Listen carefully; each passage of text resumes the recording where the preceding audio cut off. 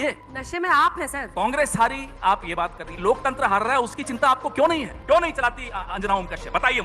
जिस तरह का मीडिया नरेंद्र मोदी जी को मिला है, बड़े किस्मत वाले हैं। कसम से कह रहा हूं, इतनी अच्छी किस्मत लेकर ये प्रधानमंत्री आए हैं। ऐसा मीडिया आप हमें 1 महीने के लिए दे दीजिए और 7 दिन के लिए ऐसी एजेंसीज दे दीजिए, ED, CBI, income tax, CAG. आप राहुल करते हैं, राहुल जी जिता नहीं पाते आप मोदी जी को श्रेय मत दीजिए। आप राहुल करते हैं। अरे मेहनत आपकी और फल ले रहे हैं मोदी जी। मुझे कोई डर नहीं है, रोक लेंगे एक बार और हवाई जहाज से उतार लेंगे, मुझे उतार लें। जब मुझे डर नहीं है तो आपको सुनने में क्यों डर लगता है? मुझे बोलने में डर है। इनके मोबाइल उठाकर देख लीजिए मीडिया वालों, सुबह हिरन जोशी जी का फोन मैसेज आ जाता है, एजेंडा सेट हो जाता है। चुनौती है ये मेरी, मैंने देखे हैं वो मैसेजेस, ऐसे नहीं बोल रहा हूं मैं। जब मैं आईना दिखा रहा हूं तो आईना देखिए, मैं आईना दिखाने ही आया हूं यहाँ। आपत्ति हमें इस बात से है कि मेरे बीच में ये दलाल क्यों आ जाते हैं? ये दलालों का काम क्या है? बहुत सारे बिंदु पर आप लोग घेर भी रहे थे बीजेपी को, सरकार को, लेकिन तेलंगाना, कर्नाटक, हिमाचल प्रदेश, इन 3 राज्यों में अब आपकी सरकार बची है, बीजेपी की 12 राज्यों में हो गई है। ये क्या इशारा करता है? इस बात का गर्व जरूर है और एक संतुष्टि है, जिस तरह का मीडिया नरेंद्र मोदी जी को मिला है, बड़े किस्मत वाले हैं। कसम से कह रहा हूं, इतनी अच्छी किस्मत लेकर ये प्रधानमंत्री आए हैं। ऐसा मीडिया आप हमें 1 महीने के लिए दे दीजिए और 7 दिन के लिए ऐसी एजेंसीज दे दीजिए, ED, CBI, income tax, CAG.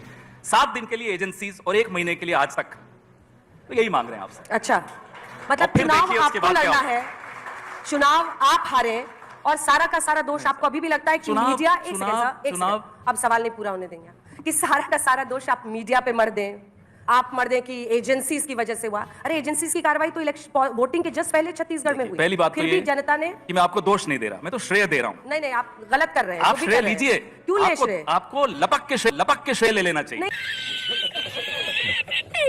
आपको लेना चाहिए कि आप राहुल करते हैं, राहुल जी जिता नहीं पाते हैं। आप मोदी जी को श्रेय मत दीजिए। आप राहुल करते हैं। अरे मेहनत आपकी और फल ले रहे हैं मोदी जी। ये अच्छी बात थोड़ी। हारते आप हैं और कहते किसी और ने हरा। मेहनत आप करते हैं, सत्ता में आपको ऐसा लगता है, आपको ऐसा लगता है कि मेहनत हम लोग कर रहे हैं। पूरी मेहनत वो पार्टी करती है, मेहनत में कोई वो पार्टी करती है, वो पार्टी करती है जो जीतती है। क्यों? जब आप कर्नाटक में जीते तब भी हमारी मेहनत थी। अंजना जी, 2014 मेरे सवाल का जवाब दीजिए ना। जब आप कर्नाटक में जीते तब भी मीडिया की मेहनत थी। जो आप नहीं पूछोगे उसका भी जवाब दूंगा। जो पूछ रही हूँ वो बता दीजिए। उसका भी दूंगा और जो नहीं पूछेंगी वो भी दूंगा। रुकिए आप, पहले 2014 तक क्या होता था?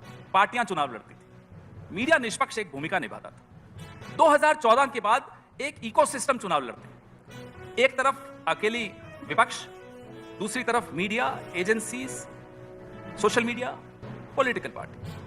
अब आप देखिए कितनी लेवल प्लेइंग फील्ड है क्या ये? हिपोक्रेसी की भी सीमा होती है।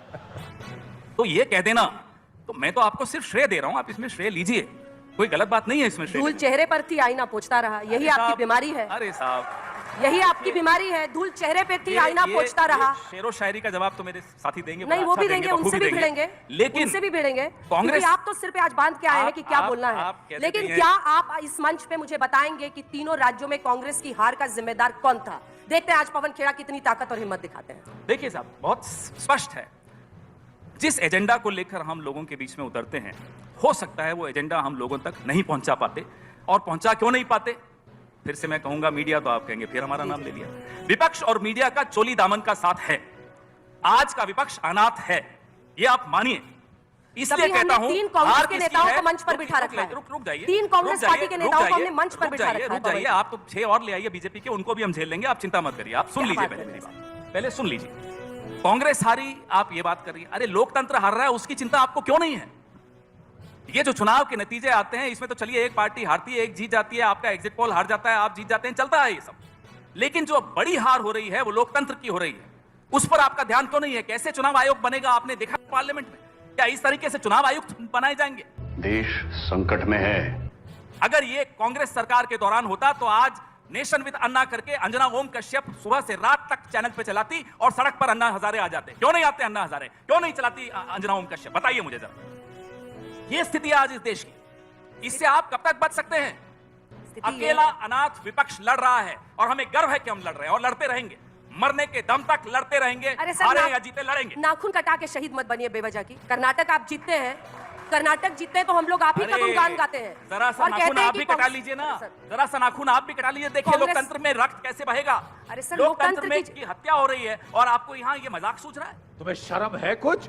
कुछ शर्म आया है?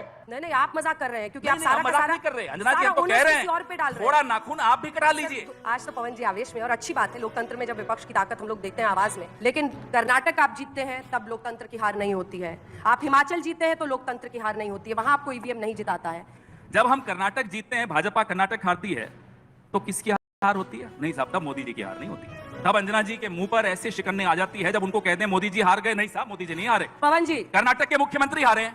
पवन जी एक सेकंड नहीं, एक सेकंड अब आपको सुनना होगा क्योंकि आप ये स्टेज आप हाईजैक नहीं कर सकते। I'm sorry। नहीं, आप हाईजैक कर रहे हैं, आप हाईजैक कर रहे हैं क्योंकि वहां पर मुख्यमंत्री के चेहरे पर बीजेपी चुनाव लड़ी थी। शाम को कहते हैं कि मुख्यमंत्री के चेहरे पर चुनाव लड़ी, हार जाती है तो लोकसभा में कोई असर नहीं पड़ेगा। जब असली रिजल्ट आता है तो कहते हैं साहब आज अच्छा हुआ, लगता है पवन जी को बाकी चैनलों पे मौका मिल नहीं रहा है, तभी माइक नहीं छोड़ रहे हैं यहाँ पे, अच्छी बात है। लेकिन पवन जी अपनी आवाज इतनी मजबूत करिए कि जनता आपकी बातों को समझे, उसके बाद स्वीकारे भी। खाली यहाँ पर आकर सोच रहे कि 4-5 बैट बॉल खेल लूंगा, अगर मीडिया हस्तक्षेप बंद कर दे तो जनता हमारी बात सुनने को तैयार है। हस्तक्षेप नहीं करता है। हेलमेट लगाए हुए और हार्ड फैक्ट्स के साथ आज जो पवन जी एकदम आवेश में है। पवन जी अच्छा है, आपका जो अग्रेशन है वो अच्छा है, लेकिन ये अग्रेशन सिर्फ इंस्टीट्यूशंस पर निकालने के बजाय अगर यही ताकत और ऊर्जा इस बात में इस्तेमाल हो कि जनता को हम कैसे कन्विंस करें। ये प्रश्न इसलिए क्योंकि आप एजेंसीज का मुद्दा बार बार उठाते हैं। अच्छा अब पीएम ने मनी हाइस्ट करके धीरज साहू के जरिए टारगेट किया है कि अगर हवाई है तो ये नोट गिनने वाली मशीनें गर्म हो रही हैं भाई। 353 करोड़ और 3 किलो सोना। अगर आप इजाजत दो तो आप कौन भाई जरूर चले? दीजिए। तो जब मशीनें गर्म हो जाएं हाँ। तो जरा ठंडी तस्वीरें भी देख लिया कीजिए। आप ही ने दिखाया था, आप ही के चैनल पे मैंने देखा था कि किसी नेशनल पार्टी का राष्ट्रीय अध्यक्ष नोट गिनता हुआ कैमरे पे पकड़ा गया है, तो भारतीय जनता पार्टी का नाम ले लूं, बंगारू लक्ष्मण। इस पर वो कहते हैं कि हमने उसके बाद से उनका करियर खत्म ही हो गया, उनको हटा दिया गया। बात तो होगी ना, करियर हो सकता है जिनके यहाँ मिली उनका भी खत्म हो जाए, पर यही लोग जो इनकी मशीनें गर्म हुई है ना, चली जाएं बड़े लोगों के यहाँ तो मशीन तो छोड़ दीजिए, बुलडोजर भी लगा दीजिएगा तो पैसे नहीं गिन पाइएगा। पवन जी, आप बार बार कह रही हैं कि साहब चुनाव हार गए, आप जनता तक मैसेज नहीं ले जा पा रहे। मैं आपसे एक सवाल पूछता हूं अंजना जी, सवाल तो वैसे आप पूछती हैं लेकिन मैं भी एक पूछूंगा। आपने कितने कार्यक्रम किए, महिला आरक्षण, प्रधानमंत्री तो सबसे महान मसीहा है महिलाओं के, 3 राज्यों में मुख्यमंत्री बने। अरे अपनी पार्टी में कोई महिला नहीं मिली होंगी, अंजना जी कोई बना देते। ये वाली कॉमेडी मुझे एक बात बताइए, मुझे एक बात बताइए, मोदी जी कम से कम महिला आरक्षण का इतना बड़ा झुंझुना आप सबके हाथ में पकड़ा कर, अब मौका आया था तो वसुंधरा जी को घर पे बैठा दिया। आप लोग भी कमाल के हैं। एग्जिट पोल के दिन तो नड्डा जी का चेहरा दिखा रहे थे जब बीजेपी हार रही है, जब सही नतीजे आने लगे तो मोदी जी का चेहरा फिर से सामने आ गया। अरे साहब आप लोग भी तो इस नशे से बाहर आइए, फिर देखिए देश कैसे रिस्पॉन्ड करता है हमारे में। मैं बार बार ये दोहराता हूं, हम आपके बगैर अधूरे हैं, मोदी जी भी आपके बगैर अधूरे हैं, ये मैं मानता हूं। नशे में आप हैं सर। हम क्या नशे में, हमारा नशा आप लोग सब रोज उतारते हो। आप संस्थानों पर उंगली उठाते रहेंगे, सब संस्थानों पर ही हमला हो रहा है अंजना जी।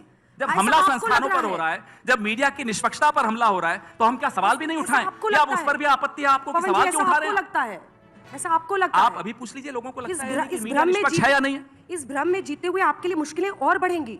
मुझे तो लगता है कि आपके नेताओं में काबिलियत है कि वो आपके लिए चुनाव जीत सकते हैं। जी ठीक है। क्यों नहीं जीत पा रहे हैं ये बताना आपका काम है, लेकिन आप नेताओं पर मंथन करने को तैयार नहीं है, स्ट्रैटेजी पर मंथन करने को तैयार नहीं है। हम सही नहीं अपना जितना मंथन करना है जरूर करेंगे अंजना जी। सिर्फ एक आग्रह हमने कर्नाटक पे बोला, एक आग्रह, भ्रष्टाचार का नाम टिक गया। जब मेरी बारी आती है अंजना जी को मेरी आवाज इतनी नापसंद है कि खुद ही बोलती चली। नहीं, क्योंकि आप अंजना कर रहे हैं, आप ऑब्सेस्ड हो रहे हैं मुझसे। आप एंकर हैं, आप अंजना से इतने ऑब्सेस्ड हैं, मैं क्या करूं? चलिए नाम नहीं लेते, मैडम तो कह सकते हैं।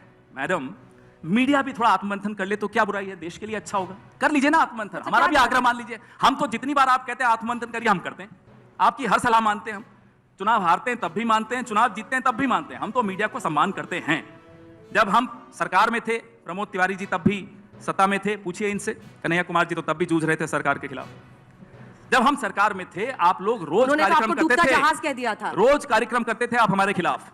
हमने तो कभी नहीं फोन करके बोला साहब आपके बॉसेस को कि नहीं अंजना जी को हटा दीजिए, उनको कम कर दीजिए। हिरेन जोशी हमारे यहाँ तो कोई था ही नहीं। बस फिर शुरू हो गया। क्यों नहीं शुरू होंगे? आपको क्या आपत्ति? मैं हिरेन जोशी का नाम ले रहा हूं ना, आप मत लीजिए, मैं तो लूंगा। आप क्रोनोलॉजी समझ लीजिए। मैं विपक्ष में हूं, मैं नाम भी नहीं लूं कि कौन है जो आज मीडिया की हत्या कर रहा है। मैं नाम लूंगा, मुझे कोई डर नहीं है। रोक लेंगे एक बार और, हवाई जहाज से उतार लेंगे, मुझे उतार लें।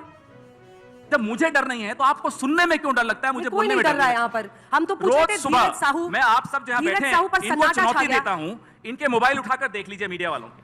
सुबह हिरेन जोशी जी का फोन मैसेज आ जाता है, एजेंडा सेट हो जाता है। बस शुरू, चुनौती है ये मेरी। मैंने देखे हैं वो मैसेजेस, ऐसे नहीं बोल रहा हूं मैं, मेरी जिम्मेदारी से बोल रहा हूं। 15 साल में सरकार इनसे में बहादुर तो प्रमोद जी आप निकले, आपने धीरज साहू पे मैं जवाब धीरज साहू पे भी जवाब दूंगा। वो लेकिन थोड़ी 300 बहादुरी करोड़ आप रुपए आई दिखाइए है। कि जब मैं आईना दिखा रहा हूं तो आईना देखिए, आप भी बहादुरी दिखाइए। मैं आईना दिखाने ही आया हूं, यहाँ मैं आया हूं तो दिखाऊंगा। अब आइए धीरज साहू पर, मैंने उसका सबसे पहले जवाब आपको दिया महेश शाह, एक और शाह का भी नाम लेते लेते रह गया, अमित शाह। प्लीज ये अच्छा ये अच्छा। किसका बैंक है वो जिसमें सबसे ज्यादा नोटबंदी में नोट बदले गए? मैं तो 2 शाह का नाम ले लिया, आप सुनने की हिम्मत है आपकी? दोनों शाहों का नाम धीरज साहू बोल रहे हैं। धीरज साहू का तो हमारे प्रमोद जी ने भी जवाब दे दिया, मैंने शुरू में ही जवाब दे दिया। अरे जिनका पैसा है उनसे पूछे ना, हमसे क्यों पूछ रहे हैं आप? वो तो ठीक है, लेकिन ये सवाल नोटबंदी का perception सवाल आपने क्यों नहीं पूछा उस कोऑपरेटिव बैंक से? हम तो ये पूछ रहे हैं, कहां है महेश शाह? पूछिए ना, जवाब दिलवाइए ना हमें। सवाल परसेप्शन का है, इसके अरे साहब, बावजूद मोदी क्यों जीत मैं रहे हैं? आप परसेप्शन की बात जनता कर को रहे हो, मैं क्यों नहीं तथ्य दे रहा हूं convince कर पा आपको। It's facts versus perception, I am giving you facts. Why are you scared of facing these facts? मतलब आप सिर्फ ये पूछ रहा हूं। आप चाहते हैं कि मीडिया आपको जिता दे? नहीं, मीडिया तो न जिताता है न हराता है, आप ही मतलब- कह रही हैं। तो आप बात परसेप्शन की हो रही है, आप ही कह रही हैं। तो मीडिया जो परसेप्शन बना रहा है आप विपक्ष के बारे में, राहुल गांधी जी के बारे में, मोदी जी के बारे में, आप उस पर भी तो थोड़ा सवाल उठाइए कि ये परसेप्शन आप किस आधार पर बना रही है। शर्म करो, भगवान से डरो, डालो भगवान से डरो। आप कहते हैं कि फला आदमी ऐसे मैसेज करता है, फला आदमी के कहने पे आप लोग सब कुछ करते हैं।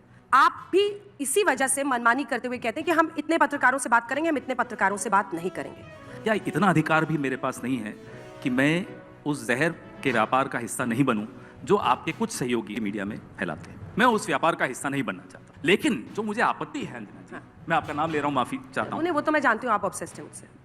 मुझे आपत्ति हमें इस बात से है कि मेरे और मेरे भगवान के बीच में ये दलाल क्यों आ जाते हैं?